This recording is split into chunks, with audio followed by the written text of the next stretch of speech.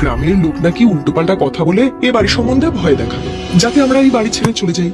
অগত্যা আমি তাই সারাদিন বাড়িময় ঘুরে ঘুরে পুরনো ছবি দেখে, পুরনো জিনিস দেখে সময় কাটাতাম। তবে কিছুদিনের পর থেকেই আমি যেন বারবার আমরা ছাড়াও অন্য একজনের উপস্থিতি টের পেতাম। মনে হতো কেউ যেন আমার পিছু পিছু হাঁটছে, আমাকে দেখছে। তীর্থকে সে কথা বারবার বললেও সে হেসেই উড়িয়ে দিত।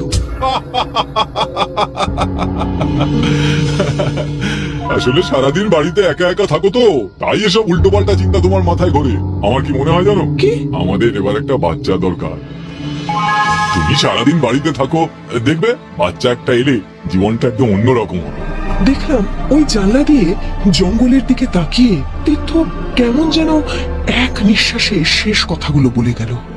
সন্তান সম্ভবা হলাম আমি। বেশ ভালোই দিনগুলো কাটছিল। প্রায় 8 মাস কেটে গিয়েছে। অল্পদিন পরেই আমার সন্তান পৃথিবীর আলো দেখবে। তখন একদিন দুপুরবেলা হঠাৎ এক ভয়ানক ঘটনা ঘটলো আমার সাথে। শুয়ে শুয়ে গল্পের বই পড়তে পড়তে চোখটা লেগে গেছিল। আচমকা অনুভব করলাম আমার পেটে যেন কেউ হাত রেখেছে।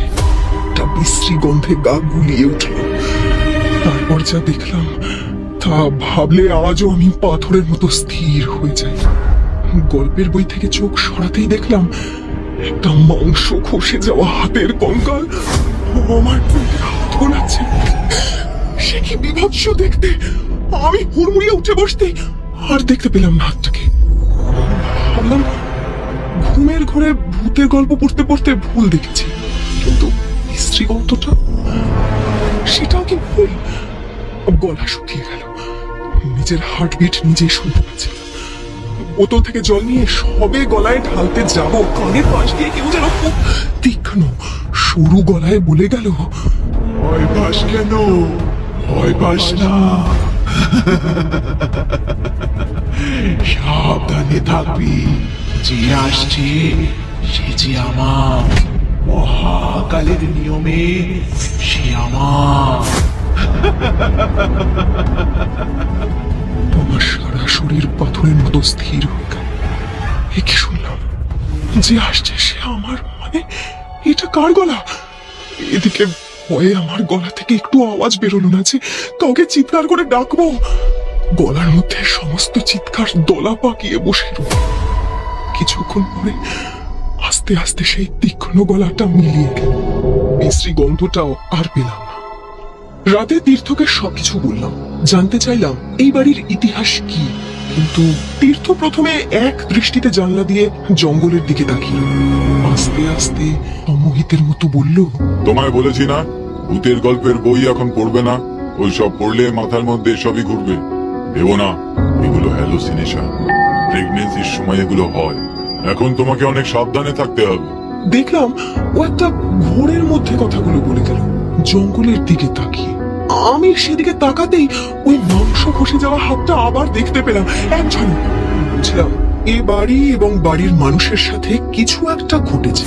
আমি আর কথা না বাড়িয়ে শুয়ে পড়লাম।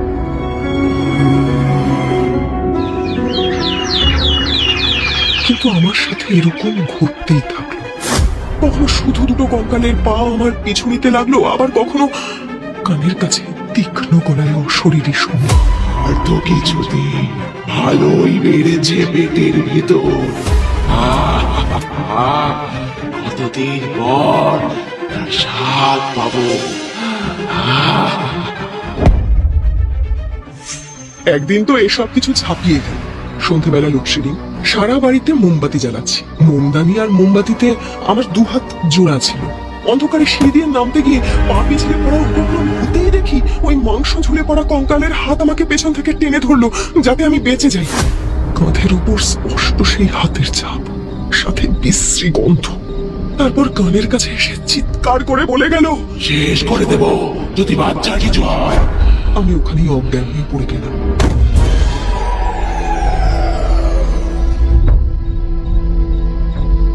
মাঝরাতে যখন জ্ঞান ফিরল, আমি তাড়াহুড়ো করে ভয় পেয়ে উঠতে যাব, দেখি চোখ লাল নিয়ে তীর্থ আমার মুখোমুখি। কতবার বলেছি এই সময় এত জিনিসপত্র বইবে না, হ্যাঁ? শরীরটা তো দুর্বল থাকে, মাথা ঘুরে পড়ে গেছো তাই। বাচ্চার ক্ষতি হলে তখন কি হতো, হ্যাঁ? কি হতো? পরের দিন সকালে তীর্থ বেরিয়ে গেল। আমি সারা বাড়ি খুঁজতে লাগলাম।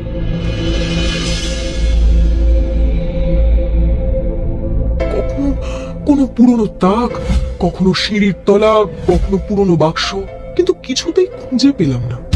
খুঁজতে খুঁজতে এসে দাঁড়ালাম পূর্বপুরুষদের ছবি টাঙানো দেওয়ালের পাশে। আগেও দেখেছিলাম, কিন্তু সেদিন যেন সামনের সবচেয়ে বড় ছবিটা টানলো আমায়। মাথায় পাগড়ি দেওয়া রাজবেশে তীর্থরই পূর্বপুরুষ। ধুলো পড়া ছবিতে নামটা আবছা বোঝা যাচ্ছে। কি মনে হলো ছবিটা মুছতে গেলাম, আর ছবিটার গায়ে হাত দিতে এই ছবিটা একটু বাঁদিকে সরে গেল। চমকে উঠলাম, দেখলাম ছবিটার পিছনে দেওয়াল কেটে একটা দরজা, লুকোনো ঘর। এতদিন এই ঘরের কথা তো কেউ বলেনি, কেন? আমি দরজাটা খুলে ভেতরে ঢুকলাম। ধুলো আর ঝুলে ভরা ঘরের এক কোণে চোখ গেল একটা ট্রাঙ্কের দিকে। জং ধরা ট্রাঙ্ক। একটু কসরত করতেই খুলে গেল ট্রাঙ্কটা।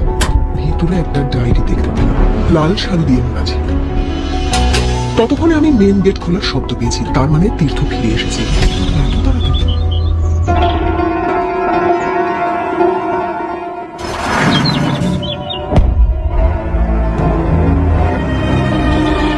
আমি কোন রকমের ডায়েরিটা আঁচলে মুড়ে নিয়ে দরজা বন্ধ করে ছবিটার সামনে দাঁড়াতেই দুজন একদম মুখোমুখি। এখানে কি করছিলে? দুদিন বাদেই না তোমার ডেলিভারি, আর তুমি নিচে এসে ঘোরাঘুরি করছো একা? আমি নিজেকে সামনে নিলাম, বললাম, দেওয়ালে টাঙানো তোমাদের পূর্বপুরুষদের ছবিগুলো দেখছিলাম। তুমি তো নিজে থেকে কখনো কাউকে চেনাওনি, তাই আমি নিজেই চিনে নিচ্ছিলাম। দেখলাম তীর্থ সেই লাল চোখ নিয়ে তাকিয়ে আছে আমার দিকে। একটু অসুস্থ বোধ করার অভিনয় করলাম। ঠিকই বলেছ, আসলে জানো তো, মাথাটা না কেমন ঘুরছে। যাই, আমি গিয়ে একটু শুয়ে, বুঝলে তো।